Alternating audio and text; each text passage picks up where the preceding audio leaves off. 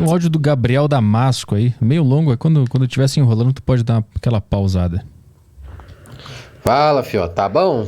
Então, eu gostaria de saber a opinião, tanto teórica como prática, do senhor Ian sobre liberdade de expressão. Porque, por exemplo, uma das coisas que eu mais amo na vida é a comédia. Principalmente pela sensação de, liberdade, de enxergar a vida de outra maneira e ver temas mais pesados de uma maneira mais leve, tá ligado? Eu gosto disso. Mas, partindo do princípio que na grandíssima maioria das vezes as pessoas que ficam mais engatilhadas ou praticamente lutam contra a liberdade de expressão, tanto na comédia como na vida, são as pessoas mais acanhotas das coisas, tá entendendo? Então, o que me deixa muito distante da opinião dessas pessoas. Salvo, claro, o PCO, que é a única galera mais acanhota assim que eu vejo defendendo liberdade de expressão quando o negócio aperta, né? Mas, isso posto, gostaria de propor um exercício mental pro Ian. Porque assim, vamos imaginar uma situação hipotética em que, digamos que tivesse um comediante num território comunista, aí tem um comediante lá, aí ele quer fazer um show de comédia, aí ele quer fazer uma piada em que a premissa da piada dele é defender a liberdade de expressão a todo custo, irrestrita. Aí ele diz, hipoteticamente, que ele é mais louco que todos nós e que ele acha que todo mundo devia ter um partido, inclusive os alemães mais extremistas, se é que você me entende. Aí eu te pergunto, o que aconteceria nesse território comunista se um comediante fizesse uma piada dessas? Porque assim, eu pergunto tanto teoricamente como na prática, porque na teoria você até poderia dizer que no comunismo não ia ter Estado, ninguém ia mandar em ninguém, mas na prática, o que a gente observa é que todas as vezes que tentaram chegar ao mais perto do comunismo, todos os dissidentes, as pessoas que pensavam diferente, ou eles eram ou excluídos da sociedade ou assassinados. Mentira. Sumariamente. Mentira. Então, minha pergunta é o seguinte, qual é o limite do humor no comunismo? Entendeu? Obrigado. Caralho, que fanfic louca, né, velho? A respeito de liberdade de expressão. Primeiro, o PCO é a esquerda que a direita gosta, então eu não falo por eles, né? Eles falam por eles mesmos. Nós não defendemos liberdade de maneira abstrata e absoluta, tá? Liberdade de expressão é sempre relativa à nossa realidade material. Então, por exemplo, nós sim somos contra qualquer tipo de comédia que faça pouco caso com o oprimido. Isso sim, a gente combate. Mas é contra ou esse cara vai ser preso, vai ser multado? Você conta, tudo bem. Mas aí a questão é... envolver o Estado, que é outra coisa. A gente pode falar de como eu quero que seja, a gente pode falar de como foi, né? Como foi, não sei dizer a respeito de comediantes, não tenho muitos dados pra trazer, porque, assim, comédia no socialismo não é uma coisa que eu procurei pesquisar. A questão é, liberdade de expressão é uma coisa que não pode ser tratada em termos absolutos, etéreos, descolados da realidade. Então, de uma certa forma, por exemplo, se a gente for observar, aqui no Brasil a gente também tem uma limitação de liberdade de expressão. Eu dou um exemplo. No debate presidenciável, dos presidenciáveis, nenhum comunista foi chamado, apesar de terem mais intenções de voto do que os outros candidatos. Isso de uma certa forma, não existe um espaço na mídia burguesa pro pensamento abertamente comunista. Isso é um espaço muito restrito. Sim, mas aí não é que não existe uma norma estatal sobre essa liberdade. Exato, mas não é uma norma estatal. É uma decisão de uma empresa privada de não querer fazer isso. Mas a possibilidade de se comunicar, de numa praça falar, de vir aqui falar, tá aberta. Tu não vai ser preso por ter falado sobre o comunismo aqui. Ninguém é preso por fazer isso também.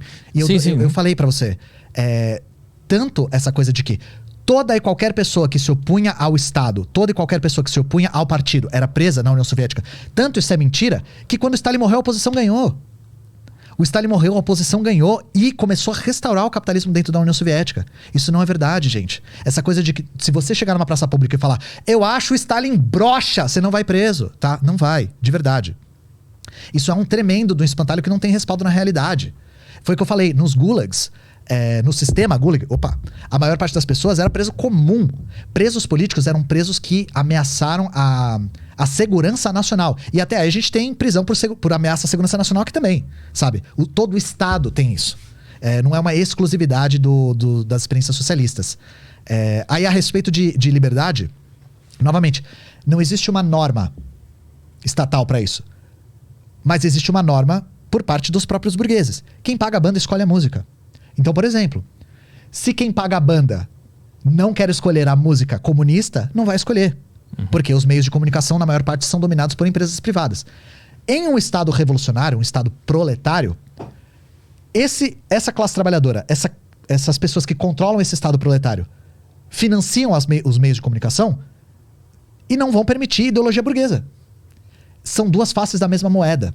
Porque sempre esse tipo de propulsão de comunicação precisa de um mecenas. Precisa de alguém que financie. E a regra de quem paga a banda escolhe a música vale para os dois lados, sabe?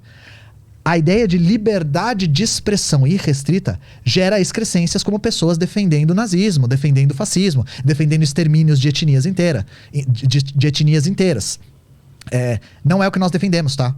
A gente não defende liberdade de expressão de maneira irrestrita e absoluta.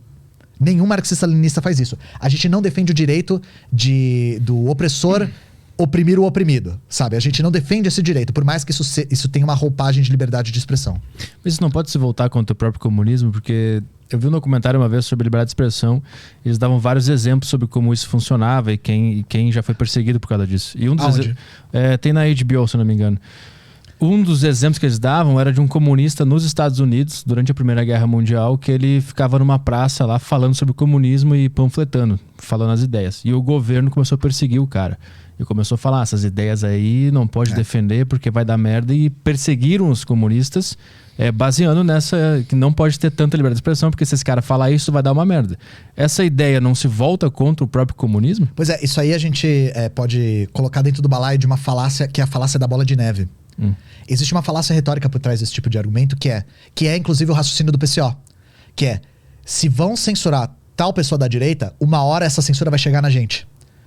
Essa falácia, ela é uma falácia, justamente. Por que é uma falácia? Então, porque não existe uma conexão direta entre se censuraram essa pessoa, uma hora vai chegar em você, sabe? Isso é uma projeção. Mas se eu tenho um revólver e eu mato ele, tu calcula e pensa, pô, esse revólver pode me matar também. Isso é uma analogia, né? Porque o revólver tá com um cara que tu não sabe quem é que tem esse poder. Mas quem tem o revólver escolhe quem matar, né? Exato. E foi o caso... Então, mas esse foi o caso da censura do macartismo, que você mencionou na década de 50. Que foi quando a censura sobre o discurso comunista não só ficou muito pesada, como passou de todos os limites, sabe? As pessoas que minimamente nutriam alguma simpatia pela esquerda perderam seus empregos, entraram em listas negras e tal, foi terrível. Só que a questão quem paga a banda escolhe a música. Isso foi um recrudescimento do Estado estadunidense em cercear esse tipo de pensamento por conta da Guerra Fria.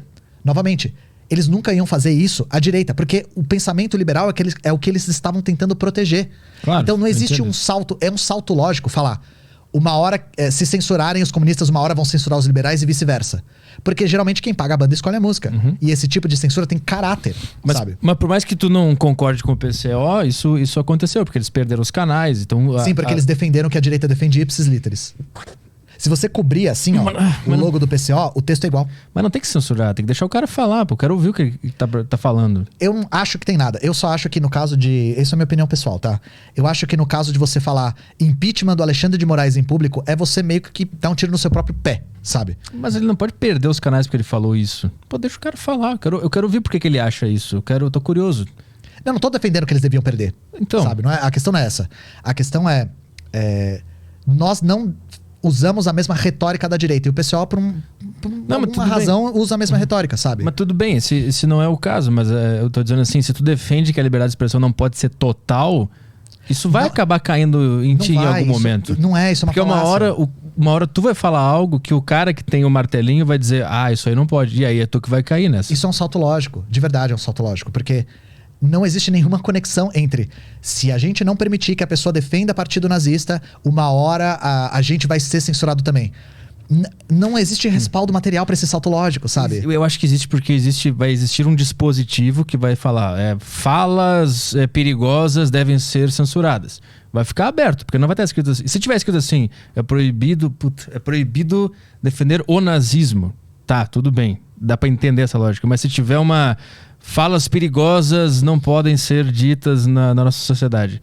O que é uma fala perigosa? O cara pode falar que o teu boné é uma fala perigosa. Mas aí esse dispositivo é controlado por alguém. Exato, e esse é o problema, porque quem é esse alguém? Então, quem é esse alguém é quem decide o que vai ser controlado. Por isso que é um problema, por isso que tem que deixar livre, pra ninguém ter esse controle. Porque isso pinta novamente um quadro no qual vale tudo, sabe? E, novamente, defender em termos abstratos não é uma coisa positiva. Porque, novamente, a gente viu o respaldo disso no fim da União Soviética também, por volta da década de 80 e 90. A partir do momento que houve a permissividade de uma defesa aberta do capitalismo mais predatório possível nas revistas e jornais soviéticos, isso penetrou com toda a força na classe trabalhadora. E na nossa perspectiva, isso é muito perverso. Porque isso vai contra os interesses da própria classe. Mas é foda porque tu vai decidir pela classe o que ela tem que gostar. Porque se ela leu essa mensagem e gostou... Isso é questão de quando a gente não tem uma classe suficientemente formada politicamente, né? Porque a ideia, inclusive, isso é importante. A ideia é que a circulação de ideias seja livre. Só que existem etapas do desenvolvimento social no qual certas circulações de certas ideias são muito perigosas. E aí a questão por isso que as experiências socialistas sempre investiram muito e pesadamente em educação de altíssima qualidade. Porque se essa pessoa tem acesso à educação de qualidade e tem uma formação competente, aí esse tipo de circulação de informação não é tão perigosa. Porque não pode, por um acaso, colocar ela contra ela própria, de maneira acidental. E aí, por que esse tipo de informação voltou a circular? Porque existia uma classe dominante que estava tentando cooptar a classe trabalhadora para agir em prol dos seus interesses, de quem estava em cima. E aí a questão eu não quero... eu entendo o raciocínio e, assim, todo mundo aqui é absolutamente livre para discordar de mim. Uhum. É só a questão de que a gente não pode... Duas coisas, na minha leitura. Defender liberdade de maneira abstrata e absoluta. Eu acho que absolutismo de liberdade de expressão é um equívoco. E a gente não pode fazer um salto lógico dessa falácia, que na minha leitura é uma falácia de se censuraram X, vão censurar você também uma hora. Porque, novamente, isso tira o protagonismo de quem está censurando e o porquê. Como se isso criasse um mecanismo de censura arbitrária pela censura arbitrária. Como se isso não tivesse caráter. E eu acho que a gente sempre tem que analisar qual foi o caráter dessa censura. Qual foi o caráter, quem estava por trás e por quais razões. Porque se a gente for debater em termos abstratos, atemporais e ahistóricos, aí a gente entra num embate retórico só. Entende? De uma lógica descolada da realidade. Mas enfim, é só a minha leitura da questão, sabe?